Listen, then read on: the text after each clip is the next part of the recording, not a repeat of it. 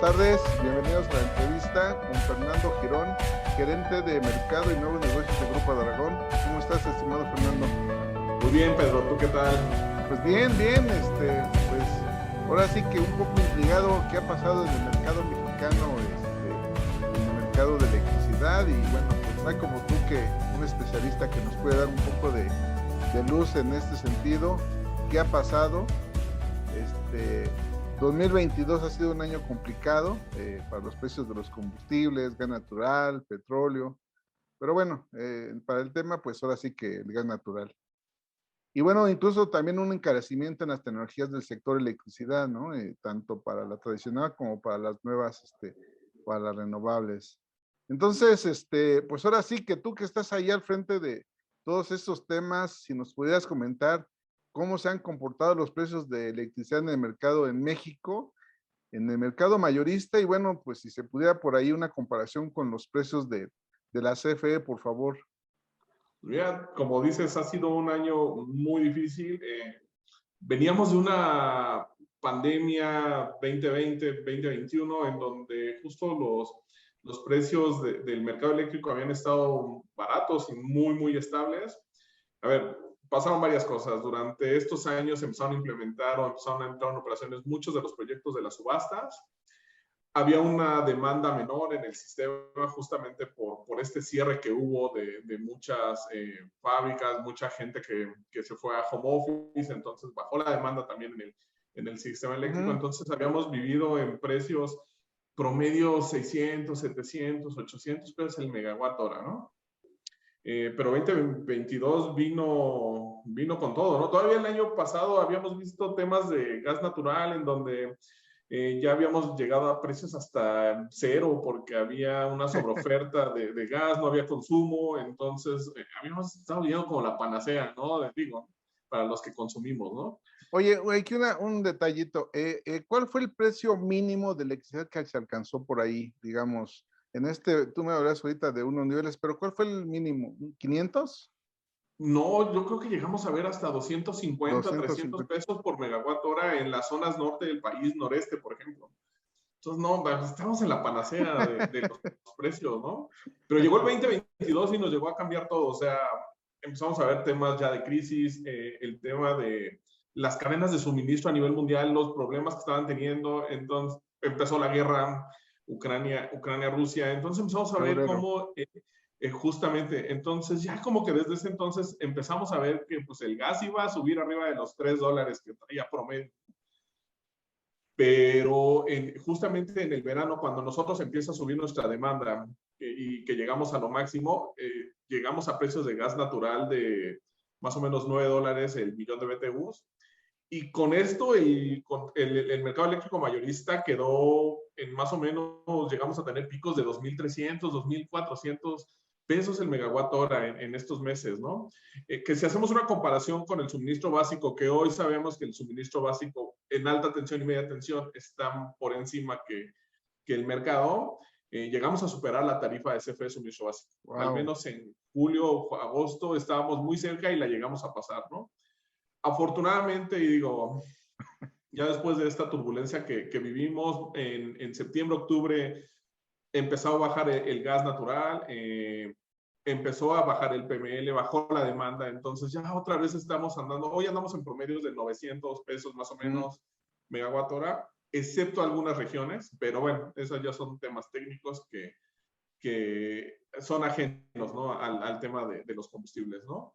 Sí. Y justo me decías de CFE, pues mira, más o menos de enero a la fecha traemos un 8% en incrementos de tarifas.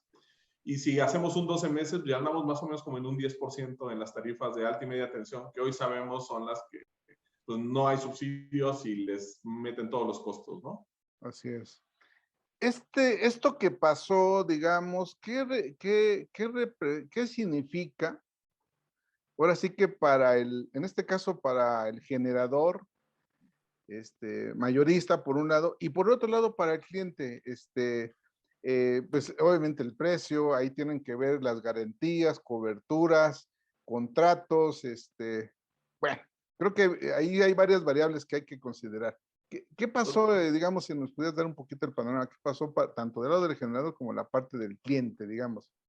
Pues fíjate que del lado del generador, muchos que estaban, tenían excedentes en spot, pues por ellos encantados, ¿no? Porque estaban vendiendo excedentes a muy alto precio, ¿no? Había muchos que traían coberturas y entonces veían el costo de oportunidad de irse porque veían que tenían firmados coberturas muy por debajo de lo que pueden estar vendiendo en PML, pero bueno, así financiaron sus proyectos justamente, ¿no? Pero un efecto que sí noté en estos meses fue que muchos generadores dejaron de venderte precios fijos y entonces se subían a venderte opciones indexadas a gas natural. Entonces, ya en el momento que tenías la crisis, irte a buscar una cobertura era imposible porque de todas formas te indexaban al gas natural y entonces el gas estaba arriba y tu cobertura iba subiendo conforme subía el gas natural. Entonces era imposible negociar. Totalmente de acuerdo. Seguramente muchos de ellos no traían coberturas de gas, entonces traían todo el riesgo. Entonces realmente hablar de que quién se benefició, quizás las renovables que traían por ahí excedentes, que hubo zonas del país, por ejemplo la noreste, que en las horas de producción solar era cuando el precio era más barato y cuando se metía el sol era cuando picaban los precios arriba de 2,000 pesos, entonces tampoco se beneficiaban. Entonces yo creo que esta vez no hubo ganadores, ¿eh? Esta vez solo hubo perdedores. Seguramente hubo suministradoras que a lo mejor quebraron, no tengo como un dato preciso de quiénes pueden haber sido, pero seguramente lo hubo. Algunas que traían pocas coberturas o que traían precios indexados a gas natural y que en sus contratos con sus clientes no los traían, seguramente tronaron, o sea, fueron momentos difíciles en donde yo creo que todos perdimos, ¿no? Sin embargo, creo que dentro de toda crisis hay un tema de qué aprendes, ¿no? De lecciones aprendidas. Y hoy lo que nos deja esto es, nos enseña nuestra alta dependencia que tenemos hacia el gas natural. Más o menos nuestro 50% de nuestra generación son ciclos combinados. Entonces, eso nos indica que, oye, ¿qué estamos haciendo, no? Nos enseña que siempre debemos tener coberturas, tanto del lado del gas como del lado de la generación. No podemos, si bien sí podemos arriesgarnos, no podemos tener un 100% de riesgo, eso es una realidad. Siempre tenemos que estar lo más posible cubiertos. Y como cargas, lo mismo, ¿no? O sea, fijarnos muy bien en qué estamos negociando con nuestros suministradores y ver si me están ofreciendo un precio fijo, hasta qué punto es ese precio fijo, qué pasa cuando lo excedo, qué pasa si estoy comprando un bloque de energía con el bloque faltante, qué pasa con la disponibilidad del recurso, ver si no me están indexando a otra variable. Creo que hoy se ha vuelto muy importante ver y leer a detalle estos contratos que cada vez se vuelven más complejos, ¿no? Yo me acuerdo que al inicio decías, bueno, le compro a un solar su curva y me arriesgo el resto. No, hoy ya creo que tenemos que empezar a hacer cosas más elaboradas, ya las cargas cada vez se vuelven más, tienen que fijarse más en los detalles de estos contratos para poder realmente alcanzar un beneficio o tratar de estabilizar su costo de la energía y no les pase lo que les pasó seguramente en el verano, en donde sus facturas seguramente se duplicaron versus lo que venían pagando en abril, ¿no? Y justo no quiere decir que pues, la única garantía es estar con CFE Suministro Básico, que Claro. bueno, hoy sabemos que su costo es muy, muy caro, pero hasta CFE Suministro Básico traía contratos de pass-through de los precios de PML. Entonces, también a ellos seguramente empezaron a pagar el doble de un mes para otro. Entonces, una situación difícil donde no hubo ganadores, pero hubo muchas experiencias, ¿no? Y hoy lo que nos enseña todo esto es tenemos que diversificar más, tenemos que diversificar nuestras fuentes de generación, tenemos que diversificar nuestros contratos para no volver a pasar una situación como la que hoy ya vivimos y que vivimos en estos 3 meses que fueron muy estresantes para todos los sectores. Dices de diversificar. Ahora sí que estudiar bien el mercado. Ahora sí que el verano 2022 fue el verano peligroso, la prueba de fuego, yo creo que para el mercado, ¿no? Yo creo que fue Totalmente. realmente una prueba de fuego. Pero bueno, en este entorno, en un mercado donde hay un flujo, o bueno, decir, no hay tantos permisos, ves que se atoró con todo este tema de la reforma, pues se atoraron los permisos. Entonces, hay uno que otro por ahí, pasó, no hubo tantos, ¿cómo afecta un mercado así? Porque digo, bien como dices tú, digo, fue todo un reto, ya por ahí irán saliendo los que quebraron, los que quedaron endeudados, los que, pues como dices tú, ¿dónde está la rentabilidad, no? Como ¿dónde está Wally? Correcto. Entonces, en este caso, en un mercado así, pero además acotado por falta de permisos y todo esto, ¿cómo afecta o no afecta? ¿Cómo lo ves tú?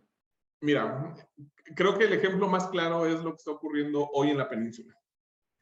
Mientras vemos que el país, todo el resto del país ya está logrando un tema de estabilidad en los precios, ya estamos llegando a los 900 y ya se siente el frío, ya no hay aires acondicionados, está bajando la demanda obviamente del país, ya traemos un gas barato. Acabamos de ver en la península un precio como en 12,000 pesos el megawatt hora hace unos días, ¿no? ¿Qué nos dice esto? Justamente hoy no se están autorizando permisos, es bien sabido y no es un chisme. Hoy sabemos que No. cuando la CRE sesiona no autoriza permisos de generación para privados. Y entonces hoy vemos una zona muy deficitaria de energía, que es la península, en donde no hay líneas de transmisión, sigue creciendo la carga de la región. Entonces estamos viendo en una región estamos viendo el inicio del problema, pero poco a poco este problema se va a ir gestando a un nivel Extendiendo. más grande, claro. ¿Por qué pasa? O sea, si hoy no hay proyectos, hoy no están autorizando proyectos y mañana la demanda nos rebasara y tuviéramos un tema de tener que salir a buscar energía, ¿cuánto tiempo tarda en desarrollarse un proyecto? 2, 3 años, uno super express, ¿no? Entonces, hoy, si hoy decidiéramos empezar y dijéramos, hoy vamos a reactivar a esta industria, vamos a dar permisos y vamos a ayudar a la península, los primeros proyectos los estaríamos viendo hoy como por el 2025, 24, no, 25 ya no. Ya. Este año ya se está acabando. Entonces, realmente el tener estos momento detenido a las inversiones, lo único que está haciendo es que nos estemos acercando más a una situación como la península, pero en todo el país. Y si bien sí hay regiones como la del norte que hay más energía de la que consume, pero pues hablemos de Bajío, hablemos de Jalisco, que son regiones que están al límite o que ya están superadas y que no vemos que estén naciendo nuevos proyectos para satisfacer esa demanda, lo que va a traer en su momento congestiones muy altas que nos van a llevar a precios muy altos y que nos van a llevar a repetir situaciones como la del verano en más de una región, ¿no? O bien va a pasar lo que ya pasa en Mexicali, ¿no? Que se activa el protocolo correctivo, entonces tienen que comprar energía de emergencia en donde los costos son muy por encima de los precios del mercado. ¿Y quién paga eso? El propio mercado, ¿no? Porque al final estamos conscientes que vivimos en un mercado desregularizado en donde si hay un incremento por algo, todos pagan el precio, ¿no? Entonces, más bien ya deberíamos estar preocupándonos en reactivar los permisos porque hoy no están creciendo y algo muy importante, siempre se ha dicho que la demanda eléctrica está correlacionada al PIB. Entonces, cuando entramos en recesión, pues el consumo eléctrico baja, ¿no? Pues el PIB en 2020 fue como del -6, -7%, pero la demanda eléctrica fue cercana al cero el crecimiento. O sea, no están tan correlacionadas realmente y últimamente lo que sí hemos visto es que el consumo eléctrico sigue subiendo. No ha dejado de subir en los últimos años, puede volverse más lento, pero sigue subiendo. Entonces, hoy necesitamos estar creando nuevas plantas y me queda claro que la CRE tiene que cambiar su posición porque lo único que va a hacer es que en un par de años tengamos más zonas deficitarias de energía y eso haga que los precios suban y suban fuertemente, como lo pasa hoy en la península. Debemos tomar el ejemplo de lo que hoy está pasando en la península y no dejar que se voltee al resto del país. Pues sí, bien como dices, la CRE tiene que cambiar para no estimular el mercado.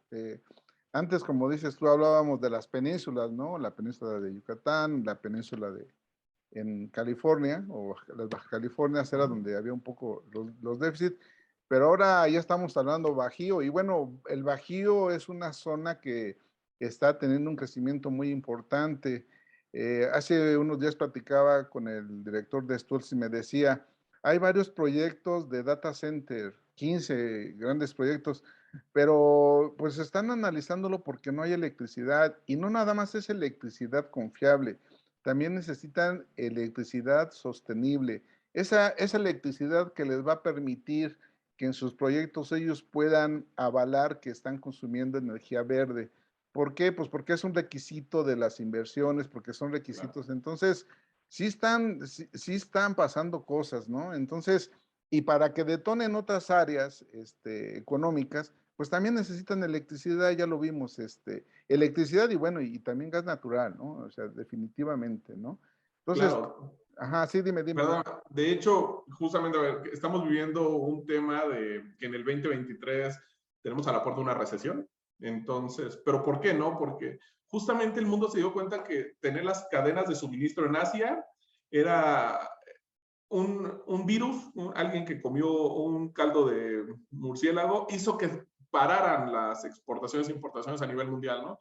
¿Qué está pasando? Las cadenas de suministro se están moviendo y mucha empresa que hoy opera en Estados Unidos y que fabricaba en Asia, hoy está buscando a México, al Caribe, para buscar tener una cadena de suministro más cerca, ¿no? Y evitar que pase lo que ya pasó en el 2020-2021, ¿no?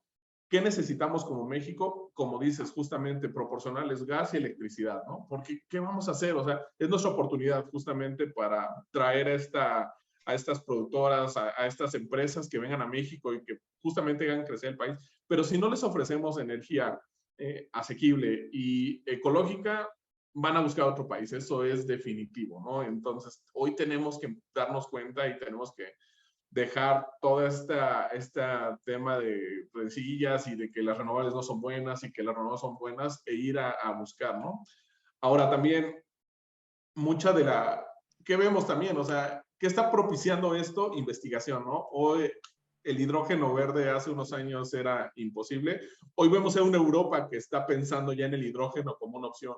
Las baterías eran muy caras, hoy estamos viendo otros tipos de baterías, otros tipos de tecnologías en baterías justamente para aprovechar las energías renovables, ¿no? Entonces tenemos que dejar justamente de pensar si bien sí aprovechamos nuestros recursos como el petróleo que tenemos, sí pensar en la transición energética, ¿no? E ir hacia al siguiente paso para podernos traer esta industria y podamos crecer como país y tratar de mitigar esta crisis que se viene para el próximo año, quizás 2 años, en donde puede ser muy fuerte si no nos preparamos, ¿no? Debemos tratar ya hoy de estarla mitigando y creo que ya vamos tarde. Ya estamos a octubre del 2022 y seguimos rechazando permisos de generación, ¿no? Necesitamos ya cambiar. Comentaste ese hidrógeno verde. El hidrógeno verde creo que es una alternativa que casa con las energías renovables. Vamos a decir, qué tan posible es que empiecen a detonar estos proyectos en el sector de las renovables? Esto que tiene que ver con el hidrógeno verde.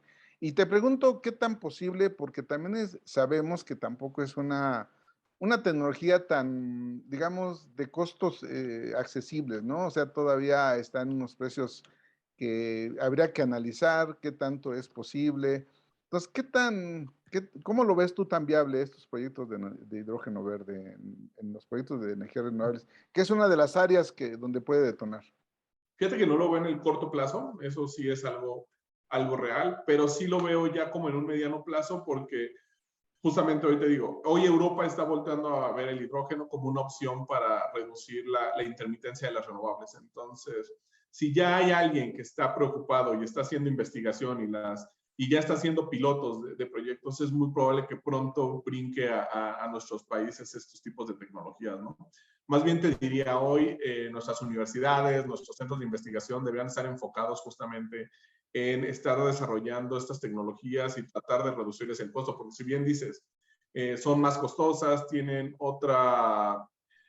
pueden ser corrosivas en lo que hoy tenemos en los ductos de gas, pero debemos empezar a trabajar en aprovecharlas. Creo que puede ser muy factible, pero lo veo en un mediano plazo, no en un corto plazo. Ok. Todavía creo que estamos lejos de poder aprovecharlos a nivel masivo o a nivel grande, ¿no? Sino a lo mejor pequeñas pruebas, pero todavía no lo veo al corto plazo todavía no. Ok. Comentabas el tema de las empresas que buscan dónde llegar, dónde instalarse. México es atractivo por su posición geográfica, dos golfos, la cercanía con Estados Unidos, la conexión hacia América Latina. Hasta ahí creo que está bien. Pregunta, los precios de electricidad, ¿qué tan competitivos son? Y hablamos de escasez, hablamos de que no hay permisos, hablamos de ciertas cosas, pero qué tan competitiva es la electricidad en México hoy? Si quitamos el verano, Si quitamos el verano. sí, claro. Creo que podemos competir. Eh, Hay más allá de factores de solamente el tema del costo eléctrico. Creo que tenemos capacidades técnicas y cosas que nos permiten dar una energía más barata. Somos bastante competitivos siempre y cuando no vuelva a subir el gas. Pero hoy creo que es una buena opción. No vemos costos tan elevados como en otras regiones del mundo, como, bueno, como estamos viendo en Europa, ¿no? Seguramente hay regiones como China que generan con mucho carbón y son más baratas. Quizás algunas regiones de Centroamérica pasa lo mismo, pero son sistemas muy chiquitos. Bueno, excepto China, ¿no? Si en Centroamérica habláramos del sector eléctrico y dijéramos, oye, sí, ellos son un poco más baratos porque su matriz es más carbón y el carbón es más barato, no lo sé si ya lo vemos en un tema de que su sistema completo mide 30 terawatts hora al año y el de nosotros mide 300, ¿no? Entonces, creo que más bien nuestra ventaja está en el tamaño y, como dices, en los temas de posicionamiento geográfico, en la infraestructura que tenemos y en la cercanía con Estados Unidos y las interconexiones que ya tenemos con Estados Unidos para el traslado de mercancías, vías férreas, vía carreteras, etc, etc. Entonces, lejos del costo, más bien creo que estamos geográficamente muy bien posicionados para cubrir la demanda de Estados Unidos. Y si bien sí tenemos un precio regular, podríamos llevarlo a un precio más barato, como está sucediendo, como sucedió en el 2020-2021, que bueno, ahí fue por unas circunstancias diferentes, pero creo que tenemos una meta, o podríamos tener una meta hacia dónde queremos llevar el costo de la energía si queremos ser mucho más atractivos de lo que ya somos, ¿no? Estamos muy bien posicionados, pero creo que podemos ser más atractivos, ¿no? Para jalar más industria o más volumen hacia nuestro país. Muy bien. Pues ya una última cuestión, estimado, digamos, en un escenario de perspectivas, a ver, bueno, vamos, estamos decidiendo si invertimos o no en México. A ver, tú como especialista, cómo ves cómo viene el mercado? Digo, sabemos a lo que nos estamos enfrentando, falta de permisos y bueno, con esos detalles que hay. ¿Cómo ves en el escenario, ahora sí que para próximos 2 años, o un año, como tú lo veas? Pues, podemos pensarlo en 2 años, que justamente es el cierre del gobierno. No hay permisos, seguimos cerrados. Entonces, Okay. yo sí lo veo como un riesgo en decir, voy a traer mi fábrica de lo que haga, mi fábrica de autos, mi fábrica de lo que haga, a un país en donde yo requiera 30 megas y me digan, solo tengo 5 y no te voy a dar un permiso para generar 25, lo veo como un alto riesgo, totalmente. Y creo que está pasando. Veo parques industriales en donde ellos requieren más energía y simplemente CFE les dice no hay. Y bueno, genero localmente, no te doy un permiso. Entonces es un altísimo riesgo. Es justamente lo que tenemos que empezar a cambiar. Seguramente, y es muy probable que estamos dejando ir inversiones que van a generar trabajo y van a generar bienestar en algunas regiones por el hecho de no querer dar permisos de generación por el argumento que me quieras dar. Y tenemos una empresa estatal que no está invirtiendo o no está teniendo la eficiencia para crecer el sistema a la demanda que requiere el país. Entonces, y ya sea por un tema económico, por un tema de administración, no lo sé, pero hoy la empresa estatal no nos está dando el resultado o no nos está dando lo que requerimos y tampoco estamos dejando que el privado venga y ayude, ¿no? Como te digo, o sea, te puedo apostar que si yo viniera a México y dijera, bueno, no tiene, a ver, estratégicamente me conviene porque estoy muy cerca de Estados Unidos y yo quiero venir a México porque me encapricho venir a México, porque sé que es un buen mercado. Entonces le digo a la CRE, dame permiso de yo generar mi propia energía. Si me va a decir que no, entonces no tengo nada que hacer aquí. Y me lo acabas de decir con los centros de datos, ¿no? Mucho crecimiento en centro de datos, pero no hay energía o no hay energía renovable, que para ellos es un beneficio por sus créditos verdes que tienen y demás.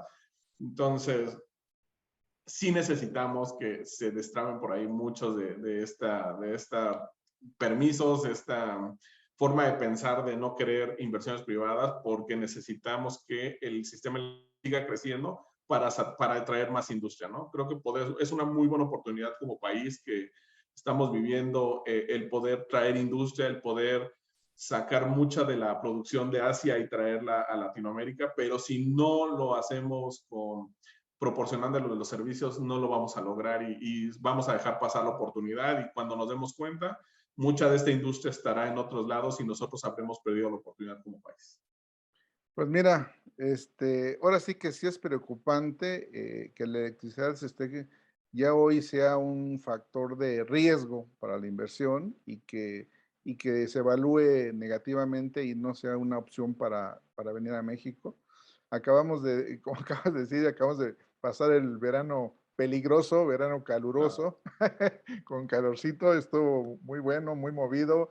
Creo que deja enseñanzas interesantes al mercado. Creo que valdría la pena una reconsideración del gobierno para que se abran oportunidades en el sector, estimado Fernando. Totalmente. Fíjate que una de las premisas del gobierno es decir, vamos a repotenciar las hidros, ¿no? Porque de hidro podemos vivir y de hidro tenemos mucha hidro para generar electricidad, y vimos Monterrey que se quedó sin agua este verano. Entonces, nada más. Te deja pensando si es cierto o no, necesito diversificar mejor mis fuentes, no puedo apostarle a una sola, no puedo apostarle solo a gas natural, no puedo apostarle solo a hidros, necesito diversificar. Creo que esa es la enseñanza que nos deja este verano peligroso, como lo mencionas, la palabra diversificar. Muy bien. Pues muy bien, estuvimos con Fernando Girón, gerente de mercado y nuevo en negocios del Grupo de Agribón. Muchas gracias, estimado, y hasta la próxima. A ti muchas gracias, Pedro, y un saludo a todos. Gracias.